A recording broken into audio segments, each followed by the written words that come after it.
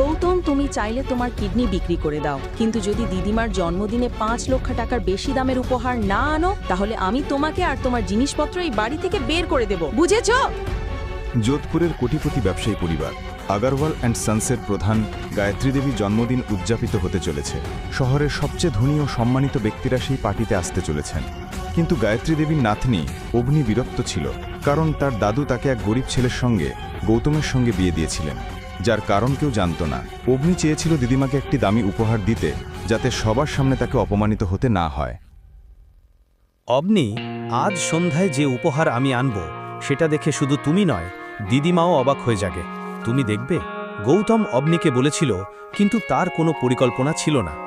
সে এক দোকানের সামনে পৌঁছল। সেটা একটি গয়নার দোকান ছিল। সে একটি আংটির দিকে তাকিয়ে কিছু একটা ভাবছিল। এই কি দেখছো? জানো তো প্রতিটি গয়নার দাম 5 লক্ষ টাকার ওপরে শুরু হয়। হ্যাঁ জানি, দেখতে তো টাকা লাগে না। ও তাই নাকি? মারতেও টাকা লাগে না, বুঝেছো? এখন এখান থেকে চলে যাও। কিছু না জেনেই গার্ড গৌতমকে ধাক্কা দিল। যাও এখন।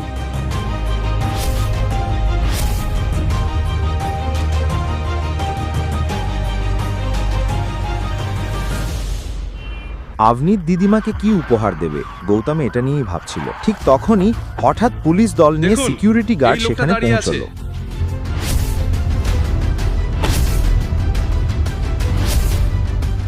এই চোরকে গ্রেপ্তার করো।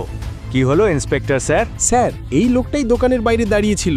আমি শুধু দোকানের বাইরে দাঁড়িয়েছিলাম, আমি কোনো চুরি করিনি। চলো থানায়, সব বের হয়ে যাবে। পুলিশের লাঠির সামনে তুমি সত্যিই বলবে এই অল্প সময়ের মধ্যে কার কাছে আংটি দিলে চুরি করার পর। ইন্সপেক্টর স্যার, আমি কিছুই করিনি, দয়া করে আমাকে শুনুন। পুলিশ গৌতমকে তুলে নিয়ে গেল থানায়। গৌতম অনুরোধ করতে লাগলো, কিন্তু কেউ তার কথা শুনল না। থানায় পৌঁছেই ইন্সপেক্টর তাকে লকআপে বন্দি করে দিল। তোমরা প্লিজ আমাকে শোনো, আমি অবনি আগরওয়ালের স্বামী। ও, তাহলে তুমি সেই আলসে জামাই যে তার ধনী স্ত্রীকে খুশি করতে চুরি করে? আমি বলছি ইন্সপেক্টর স্যার, 1 মিনিট অপেক্ষা করুন। আপনারা ভুল বুঝেছেন। আমি কিছুই করিনি, আমি শুধু দোকানের বাইরে দাঁড়িয়েছিলাম। আপনারা ওকে জিজ্ঞেস করুন, ও সব বলবে। কি এখনো চুরিও শুরু করেছে নাকি? ইন্সপেক্টর, আপনি ওকে মারুন বা যা খুশি করুন, আমি ওকে ছাড়াতে যাচ্ছি না। এখন গৌতম নিজেও বুঝতে পারছিল না সে কিভাবে লকআপ থেকে বের হবে। ওখানকার ইন্সপেক্টর তার একটাও কথা শুনতে চাইছিল না, বরং জোর করছিল যাতে গয়নার দোকান থেকে চুরি হওয়া আংটিটা তার কাছ থেকে উদ্ধার করা যায়। সে একটা মোটা লাঠি হাতে নিল গৌতমকে মারার জন্যে। ঠিক তখনই ইন্সপেক্টর অবাক হয়ে পিছনে তাকালো। শহরের কমিশনার সেখানে দাঁড়িয়েছিলেন। কিভাবে সাহস হলো তোমার? তুমি কি তোমার চাকরি আর ইউনিফর্মকে ঘৃণা করো? উনি একজন চোর স্যার।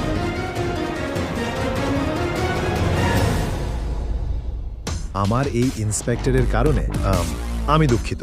আপনি এখানে অনেক সমস্যার সম্মুখীন হয়েছেন।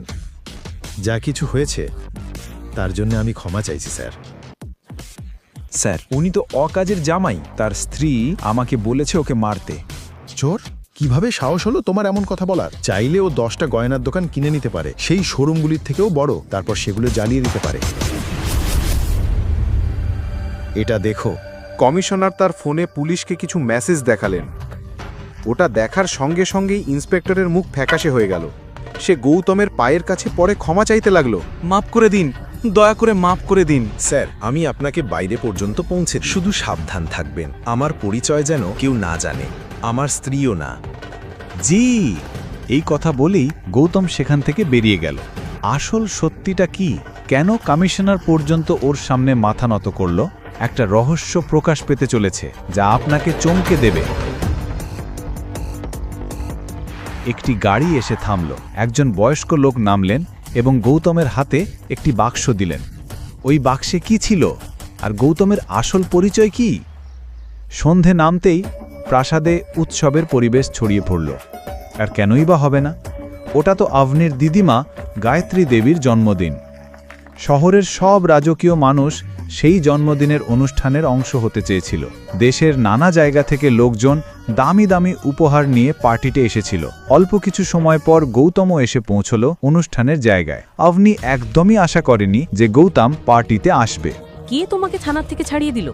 তোমাকে না ছাড়লেই ভালো হতো। আমি কিছু চুরি করিনি। আমি শুধু বাইরে থেকে গয়নার দোকান দেখছিলাম। ভীষণ কষ্ট করে আমি আমার নির্দোষ প্রমাণ দেখিয়ে সেখান থেকে বেরিয়েছি। আচ্ছা আচ্ছা, এটা কি উপহার? এরকম নোংরা প্যাকিং কেমন? গৌতম ছোট বাক্সে কি উপহার এনেছে? কে ছিল সেই বয়স্ক মানুষ যে থানার বাইরে গৌতমকে বাক্সটা দিয়েছিল? প্যাকেট দেখে বিচার করো না, ভেতরে কি আছে দেখো, তুমি নিজেও অবাক হয়ে যাবে। কার জন্মদিন বলো তো? দিদিমার। হ্যাঁ, তাহলে উনি সেটা খুলবেন। শোনো, যখন বাকিরা গিয়ে দিদিমাকে তাদের উপহার দেবে তখন তুমি চুপচাপ গিয়ে তোমার বাক্সটা সেখানে রেখে দিও, বুঝেছো?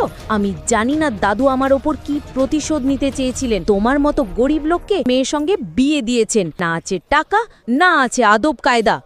গৌতম কিছু ভাবার আগেই কেউ একজন পার্টি হলে দিদিমার দিকে এগোতে লাগলো উপহার বাক্স নিয়ে। সেই সুন্দরী মেয়ের মুখে ছিল এক মিষ্টি হাসি। তাকে দেখে অবনীর মুখ ফ্যাকাশে হয়ে গেল।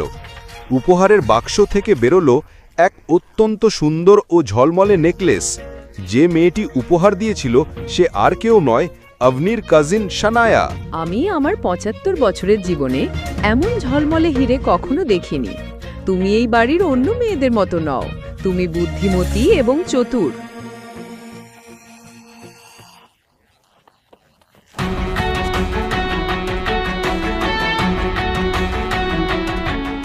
যাই হোক, এই হীরের নেকলেস নিশ্চয়ই অনেক দামি। কিন্তু গৌতমের কথার মধ্যে থাকা কটাক্ষ শানায়া বুঝতে পারল না। সে গর্ব করে পেন্ডেন্টের দাম জোরে বলল, যাতে সবাই শোনে। হ্যাঁ, ১.৫ কোটি টাকা। ১.৫ কোটি টাকা?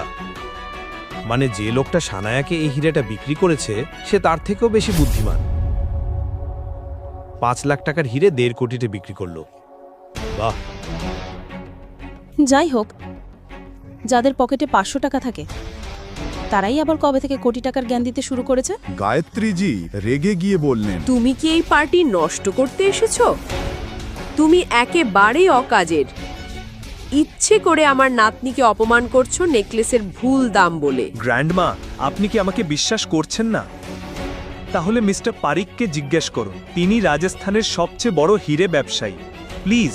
গায়ত্রী দেবী অনিচ্ছা সত্ত্বেও মিস্টার পারিখের হাতে নেকলেসটা তদন্তের জন্য দিলেন। তিনি হীরের নেকলেসটা নিয়ে পরীক্ষা করলেন। কিছুক্ষণ দেখে বললেন, কারোর চেষ্টায় একটা সস্তা হীরেকে দামি বানানোর চেষ্টা হয়েছে। পারিখের চোখ কোনোদিন ভুল করে না, কেউ শানায়াজিকে ঠকিয়েছে। গ্র্যান্ডমা, আপনি দেখলেন তো, আমি ঠিকই বলছিলাম, কেউ একজন। থামো, একেবারে থামো। আমার বোনকে মিথ্যাবাদী বলার সাহস তোমার হলো?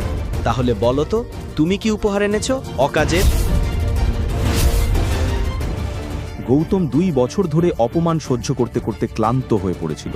সে অবনীর খারাপ ব্যবহার উপেক্ষা করেছিল, কিন্তু আজ প্রকাশ্যে অপমান সহ্য করতে পারল না। সে নিজের উপহারের বাক্সটা হাতে নিল এবং গায়ত্রী দেবীর দিকে এগোল। এটা কি সস্তার উপহার? সোমবাজার থেকে আনা আমার গ্র্যান্ডমার জন্য? যথেষ্ট। আজ থেকে আগারওয়াল পরিবার এবং আগারওয়াল পরিবারের কোনো সদস্যের আমার কাছে কোনো মানে নেই। যে কুকুরকে তোমরা ২ বছর ধরে বেঁধে রেখেছিলে সে এখন চলে যাচ্ছে, কিন্তু মনে রেখো, একদিন গায়ত্রী দেবী নিজেই আমাকে ফিরিয়ে আনতে ক্ষমা চাইতে বাধ্য হবে। ভুলো না। Happy birthday grandma. বাক্সটার ভিতরে কি ছিল যা দেখে অগ্নি হতবাক হয়ে গেল? কি ছিল সেই জিনিস যা দেখে গায়ত্রী দেবী এবং অগ্নি দুজনেই ভয় পেয়ে গেল? আরে থামাও, কেউ ওকে থামাও। গৌতম, সে ২ বছর আমাদের সাথে ছিল, কিন্তু আমরা চিনতেই পারিনি। আমি ওকে চড় মেরেছিলাম। আমরা শেষ হয়ে যাব।